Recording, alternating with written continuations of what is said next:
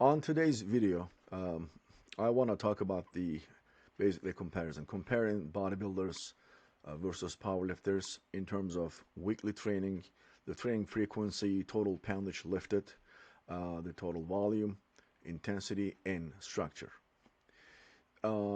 Before I start, I want to kind of put a little more context. There is a lot of tons of videos that you can find on YouTube about the frequency, the week. What is the right frequency per week? Should it be total body workout and per session, or should it be distributed? If so, how it should be distributed in a weekly manner? What would be the total number of sets and reps, combinations, configurations, depending on the goals, of course, depending on the purpose, and it changes with the amount of weight used, the rest time between the sets, and the time that muscle is under tension, the concentric lift versus eccentric lift, and all those that are you can find basically innumerable amount of videos that you can find describing and talking about those things, and so many also you can find the research papers published from various institutions, academic institutions, approaching to the problem, those questions from the kinesiology, the purely scientific perspective based on a lot of experimentations and stuff. So among all that, and I've been wondering because I've been personally tracking my workouts on a weekly basis, and I typically what I consider as a high volume workout, which is more bodybuilding, kind of geared towards bodybuilding, still trying to utilize the concepts from powerlifting for strength gains and strength training. And I've been measuring that using Microsoft Excel in a very detailed manner, as much as so far I can do, um, and seeing on a weekly basis per muscle group what is the total poundage I lifted, what is the exercise, what are the exercises that I performed, number of sets and reps, and I thought, I started asking the questions such as, is there a work, is there a study, or any information that I can find showing comparing my numbers, my figures, to some kind of a threshold, some kind of a benchmark. And I thought, the benchmark I wanted to use would be advanced bodybuilder versus, and also advanced powerlifter. I just wanted to see and compare where I'm standing. And not only that, and I think the comparison of that sort, gives a lot of good comprehensive insight about all those things that we discuss about, as far as those components that I just mentioned and listed. And again, very briefly, I consider there are six components that go into building a good weightlifting or workout regimen for muscle building and strength gains. And those are sets, reps, amount of weight, the type of exercise, and also the duration between sets, the rest durations, and one more, the muscle under tension, the duration of the tension. That is basically going along with the concentric versus eccentric combined. So, like I said, all those things I wanted to see in a more comprehensive manner, in a more like a summary fashion. That's what I did this PowerPoint presentation, and I gathered that information. And I think I have how many total of 14 slides. So I will go through those slides with you and share the information that I found. Again, the bodybuilders versus powerlifters, weekly training and poundage comparison, understanding volume, intensity, and structure. The overview. The purpose is comparing the advanced bodybuilders and powerlifters, and focus is weekly poundage lifted, training structure, and goals. The key differences between the bodybuilder and powerlifter. Bodybuilders' focus is muscle growth, which translates into high volume, and the powerlifters' primary goal is maximal strength, which translates into high intensity. High intensity in this context means higher weights, heavier weights per rep, per set and per rep, heavier reps. So there is a distinction between high volume and high intensity. Just to kind of give it a good idea, as the volume goes up towards the high end, the intensity has to go down. There is a inverse correlation, because obviously it is much harder to complete 12 reps of bench press with 95% 1 rep maximum versus 4 to 6 reps. That's why there is a inverse correlation between those two, volume and intensity. The typical weights used. So the bodybuilder versus powerlifter. So you're going to see quite a bit of a difference in those average ranges. The bodybuilder uses weights as light as 60 pounds. It could be 30 pounds, up to 400 pounds. Whereas powerlifter, you notice that the minimal side, the lower end, is 225 pounds, up to all the way to 700 pounds. Just to kind of give you an idea, 700 plus pounds actually would be like deadlifts or squats for the powerlifter, and 225 pounds would be bench press or overhead presses and those kinds of things. In bodybuilder, the light end, the 60-pound example would be if it is a pair of 30-pound dumbbells, for instance, dumbbell side laterals for shoulder heads, or exercises like upright rows, which you cannot utilize big weights because of the nature of the lift. It can easily actually cause injury. So bodybuilders focus on the single joint exercises, which takes a lot lighter weights, and the strict form is a lot more important than amount of weight used.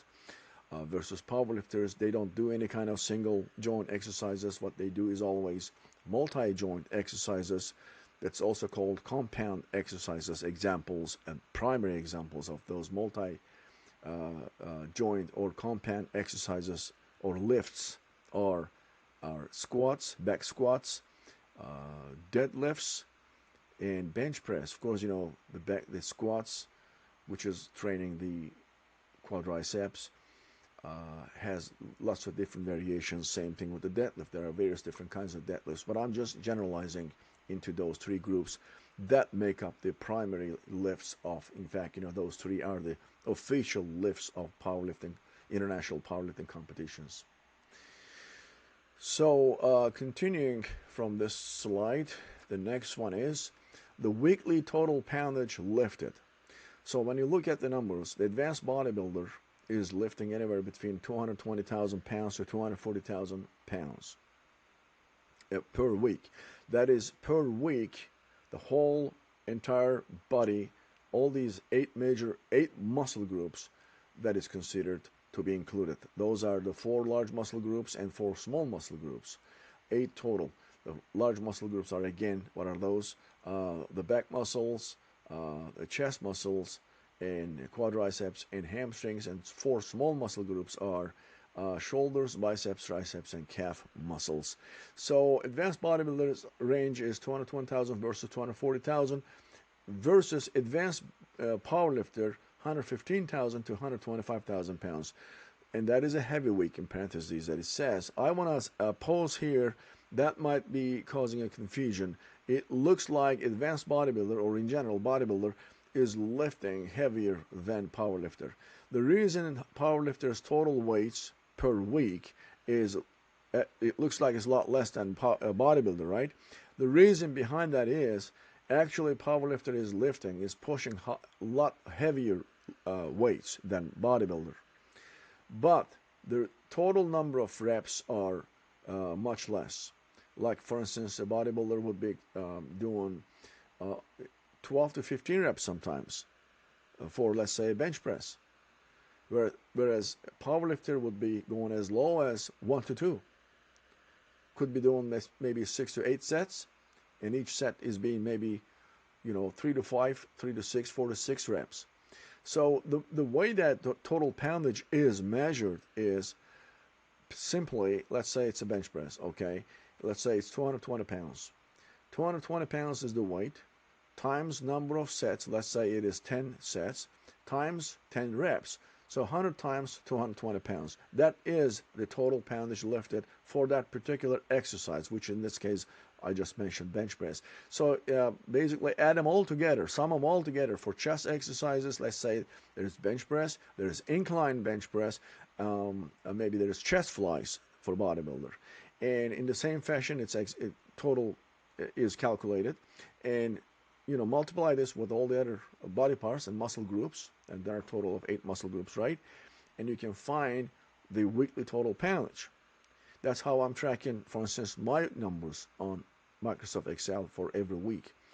On the other hand, Advanced Powerlifter focuses on those major compound lifts or multi-joint lifts. He uses a lot less weight. I apologize, a lot less number of reps, but a lot higher, heavier weights. But in the total, the numbers look like this. That's the difference. The next slide is actually, this is my personal weekly total poundage, the one I was telling you that I've been tracking on a weekly basis. And see that those muscle groups, there are a total of 8 muscle groups. That was my last week of April, the couple months ago. Not couple months, right now in the middle of, almost couple months ago. That was one of my high-end total poundage weeks. The total is 255,000 pounds. What was it here? It was saying advanced bodybuilder goals, his range is 220 to 240,000. It looks like I exceeded that by 15,000 pounds, 255,000. But this is not every week that I do. I mean, a lot of times, a lot of weeks, I hit anywhere between 180 to 200,000 pounds, sometimes 140 to 180,000 pounds. So the changes are there are multiple reasons, but one of them is sometimes I don't go heavy every single week for every single compound exercise. For instance, the last week I did real heavy on quadriceps, and it took me 72 hours to recover to be able to do my next workout for my quadriceps. So I go heavy, I kind of change the combination. Next week a little lighter on those big moves, big lifts. So that changes. But this is my heavy, I would say, week. And as you see, it is distributed to each muscle groups like chest, back, quadriceps, hamstrings, shoulders, biceps, triceps, calves. And my total. So I have, you see those, you can ignore the farmer's walk on weighted stairs climbs. Those are kind of my ad hoc, if I ever do it, that gets calculated. But typically, it's not part of my regular weekly routine. So the reason why, again, my motivation was I've been tracking my total poundage, and I wanted to compare this to average in this area to other people, which I consider, that's why I use the term advanced bodybuilder and powerlifter. So the example bodybuilder split that was given here, that gives a better idea as far as, the total poundage distribution to days. This one is taken 5 days, right? Monday, Tuesday, Wednesday, Thursday, Friday. Chest, and if just notice that here, this is again, from in general, in the area that was found. That is applied one muscle group per week. Like chest is once, right? Back, shoulder, legs. They're all 1 day for that week dedicated to those muscle groups. In this case, the chest was 31,000 pounds, back is 50,000 pounds, shoulders 28,000 pounds, legs 90,000 pounds, and arms 22,000. If you just notice here, the heaviest one is legs, 90,000, because legs take a lot of weights, a lot of load. In fact, they take also, especially for muscle building, hypertrophy, higher number of reps as well if the focus is hypertrophy. And it takes a lot of weights. So that's by far the 90,000. And look at for instance, the lightest total, arms, 22,000 pounds. Look at the difference between 90 and 22, because arms are basically biceps and tricep workout, right? And those are the two small muscle groups. There is no way they can handle the same amount of weight as legs. I mean, if you try to hit this kind of number, it would be ridiculous. You'd probably be, ending up, with the muscle, serious tendon injury or muscle injury or something like that. Shoulders are also kind of close to arms, also small muscle groups. That's why 28,000 pounds. The heaviest you can go with that is shoulder overhead presses, for instance, and that's only so much you can go with that one. Back is another heavy group. You can do a lot of lat pulleys or bent arm rows, any kind of pulls. You can still go high. Chest can be a little less than back. So if I just kind of compare it, I want to take a chest. I want to see you compare this. 31,000 pounds chest. What did I say here for mine? Okay, 23,000. That was less than that. Back 50,000. What is my back here? 28,000. And what was it? Legs 90,000. And legs in this case quadriceps, hamstrings, and calves. And what is total? Let's say 70, 100, 120. I exceeded by far in this case when I compare the legs. And arms is 22. Arms are biceps and triceps. And 24/7, 31,000. 31 plus thousand, so also exceeding that. So some of them are, I'm exceeding those numbers, some of them are behind. Again, there's no kind of hard fast rule or one size fits all kind of number. They're always wide ranges and changing depending on the person to person, the level of the person, and the goals and purposes and all those things. The example powerlifter split. This one was a bodybuilder split. And let's look at the example bodybuilder split. You're going to see, first off, notice that for bodybuilder, it goes by muscle group. Chest, back, shoulders, legs, and arms. For powerlifter, it goes by lift. Squat, bench, deadlift, overhead press, and it could be accessory. That means kind of supporting assistant exercises. So squat is for legs, bench is for chest, and deadlift is lower back. So look at the squat, 36,000 pounds. Bench, 16,000 pounds. Deadlift, 47,000 pounds. Again, when you look at, you cannot compare, this is like, you cannot compare this to bodybuilder one-to-one because it's like, you got to compare apples to apples, and there are no apples to apples. The bodybuilder is using the chest, the muscle groups, whereas powerlifter is using actual lifts. And a bodybuilder uses various different multiple exercises for the same muscle group with higher, number of reps. That's why the poundage comes higher. But if you were looking at the bodybuilder, the amount of squats he used versus the powerlifter he's using, 36,000 pounds, the bodybuilders will be a lot less. Again, keep in mind that, initial, you remember, slide, this is slide number 8. I want to go back to slide number, this one. 4, powerlifters' weight range is much higher than bodybuilders. So we were at 8. Going to next one, the sample squat day, and that's for powerlifter.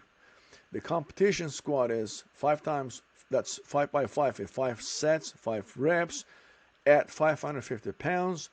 Then front squat, 4 by 6, 365 pounds. Bulgarian split squat, 3 by 8. And walking lunges, and total is 36,670 pounds. If you notice that here, that there are 4 different types of squats compared by the powerlifter. And as you notice, the competition squat and front squat and also Bulgarian split, those are relatively low reps, and the walking lunges are higher because typically lunges takes a little more. In nature, they're different than doing back squats. The total comes as 36,670 pounds. This squat day for a powerlifter would easily exceed the total poundage of a bodybuilder. That's on the average. Also, I wanna add that here. On the average, there might be some bodybuilders at certain phases of their workout routines, sometime during the year, can resemble closely to what you're looking at for a powerlifter, but that's for some bodybuilders, not all, and also not always, depending on the person. The sample deadlift day, again, powerlifter.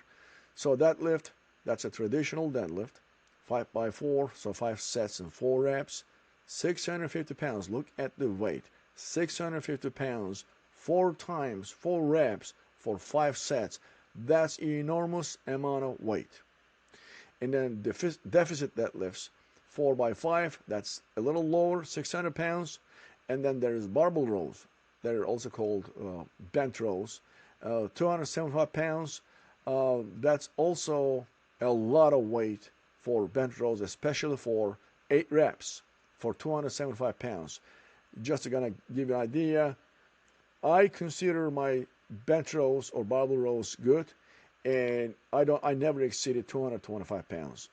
So 275 pounds is a serious weight. Romanian deadlifts, they're also called RDLs. And RDLs is a little bit different. They're kind of also hitting the hamstrings. And 3 by 10, 315 pounds. The total is 46,850 pounds. So now we're looking at the workout structures. Bodybuilder's workout structure is, it starts with warm-up, and that warm-up is, gotta keep in mind that it's not like, jumping jacks or running around or whatever. The workout is, the warm-up starting with lighter weights or whatever you're going to be doing. For instance, if this is a chest day today, now if I'm going to start bench press, I'm going to start warming up with lighter weights on bench. That's it. There is no other warm-up method. And then it goes to compounds. The compounds is what I just mentioned before. The compounds lifts. They're also called sometimes fundamental lifts or multi-joint lifts, like bench press and deadlift. And then isolation. Isolation exercises are single joint exercises. For instance, for smaller muscle groups, it could be, especially a good example of it is shoulder muscles, the side laterals, front laterals, rear deltoid muscles. You got to really isolate them to be able to hit them for good hypertrophy. And then you go into burnouts. For the powerlifter, there's a dynamic warm-up, very similar to the warm-up that I just mentioned for bodybuilder, but it's more intense and heavier. Main lift, which whatever the lift is, and then secondary, which is an assistant lift. That is something that is actually kind of helping to achieve better results, to kind of assisting lift, it's called. For instance, the regular traditional deadlift is the main lift. And a lot of times deadlifts are performed also on, for instance, on the power stations. You're putting the barbell on the rack, and you don't lift it all the way from the bottom, from the floor. You don't clear it off the floor. You clear it off the racks, and you lift a shorter distance. That has a lot of good purpose. That's an assistant lift, and a lot of powerlifters use it a lot.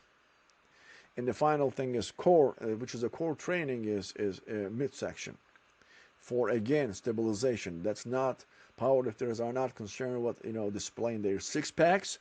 They don't care about that, but the core strength is still there. The fact that that's a lot of huge misunderstanding about that. What is the picture if you're showing your six packs like you're kind of fit, right? That's a typical understanding. It doesn't even mean your midsection is strong. It's all you're showing is you have less fat in your midsection, so you're able to display your abdominal muscles, six-pack, in other words, right? Powerlifters are not concerned with that. They're concerned with actually improving the strength of the core muscles, which is those abdominal muscles, because stabilization, when they're doing lifts, the core has enormous amount of importance. It's got to be very strong. That's why it's ending with core. The next slide is the visual summary. There was actually I think a graphic kind of summarize this, but I don't have it here. A bodybuilder has an even distribution, and the powerlifter has heavy spikes on big lift days. So it goes jump. The jumps are much higher. The fluctuations are much different. The bodybuilders workout, if you look at it week by week, it kind of the trend it follows is very evenly distributed. Whereas powerlifter goes some days very high, very heavy, moderately heavy sometimes lighter. Those are all depending on, because not every week that the powerlifter has to kind of hit the heaviest numbers. It is actually naturally, physically not possible. Once you hit 1 week your heaviest, kind of like you max out, it's called your max workout. Next couple weeks, maybe you're not going to do that again. You can't do it. The next one is a conclusion. So both are elite, but optimized for different goals, meaning bodybuilders, both bodybuilders and powerlifters are both elite athletes, but optimized for different goals. Bodybuilders maximize fatigue, and the powerlifters maximize load. That is actually the very, briefly the main difference. Maximizing fatigue, which is also a lot of times you can hear this, working out or lifting to failure or close to failure, versus powerlifters are maximizing the load. They don't care about going into failure, but they are trying to see how heavy they can go. In other words, pushing the limits for the weight. So yeah, I just wanted to compare. Share the document, this PowerPoint presentation I came up with, and I thought it would be interesting. If there's anyone who has any comments or questions, please put on my channel. Thank you very much for watching my video. Stay healthy, stay strong, and stay fit.